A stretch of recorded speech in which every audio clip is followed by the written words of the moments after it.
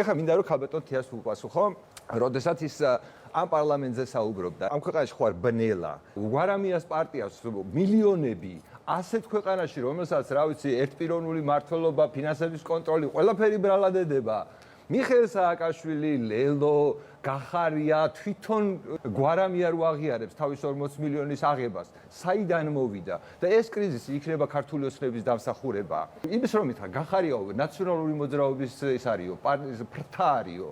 უკაცრავად არც ერთი ეს ადამიანი იმ პარლამენტში არჩეული არ არის. გახარიას პარტიიდან ვინც კი არის, არც ერთი ეს ადამიანი იქ არჩეული არ ყოფილა. შემთხვევით მოხდნენ პარლამენტში. წარმოგიდგენთ რა სისულელე, რა სიგიჟე სიტუაცია გვაქვს მიღებული საკანონმდებლო ორგანოში. აი კიდე ქალბატონ მათიამ რომ ბრძანა რომ საბოლოო ჯამშიო მივიდნენ ჯერო პრემიერს ელაპარაკნენო და მე მივიდნენ ბიძინა ივანიშვილთან. რატომ მივიდნენ ბიძინა ივანიშვილთან? ეს მათ უნდა გითხოთ. ხო და მაგრამ მეც მაინტერესებს კაცო. ესე იგი, როგორი წარმოდგენა ქონიათ, რომ ეს კაცი რომელიც ამწავს არანაირ არჩევით თანამდებობას იმ მომენტში, აი 22 წელს რა, როცა ეს ომი დაიწყო. არაფერს არ იკავებდა. პრემიერ-მინისტრს შეხვდნენ, არ დააკმაყოფილდათ და მივიდნენ ბიძინა ივანიშვილთან და ამაზე მეტი მტკიცებულება რა გინდათ იმისა, რასაც მე ვიძახი. საერთოდ ამ ქვეყანაში ყველაფერი ამ ადამიანზეა, გესმით ჩამოკიდებული.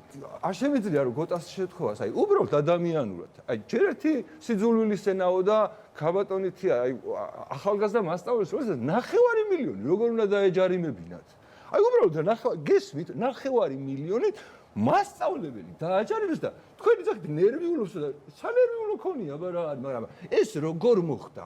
რა ქვეყანაა ისეთი, რომელშიც იმის რა ქვია, საზოგადოებრივი განათლების, ხო?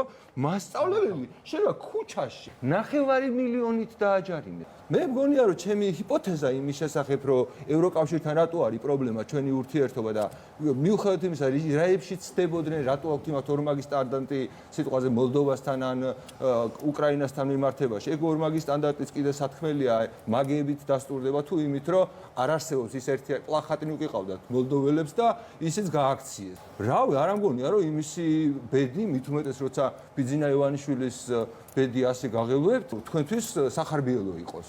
გამოსავალი მართლა ლაპარაკია რაღაცა გაგებით პატივისცემით, ადამიანური პატივისცემით და ამ ენას კანონით შეზღუდვა კი არ უნდა. არამედ მართლა რომ ერთმანეთს შეურაცხყოფა არ მივაყენოთ და მართლა რაღაცებზე ვილაპარაკოთ და სალაპარაკო უამრავი თემა გვაქვს თქვენ თვითონ ასახელებდით იმ პრობლემებს მურუსიძე არ მომწონს ახლა ვინ საქართველოში არის ქალბატონთან რაც არ უნდა კაი ლევანის მიერ მოტანილი სტატისტიკა იყოს მე უბრალოდ ჭუატყოფელი კაცი არ მეგულება რომელიც ჩათვლის რომ მურუსიძის სასამართლო დამოუკიდებელია და ხელისუფლება რომ შეიცვალოს აი მიშა რომ მოვიდეს ხელისუფლებაში ამ სასამართლო სისტემის იმედი გექნებათ რომ არ დაგიჭერენ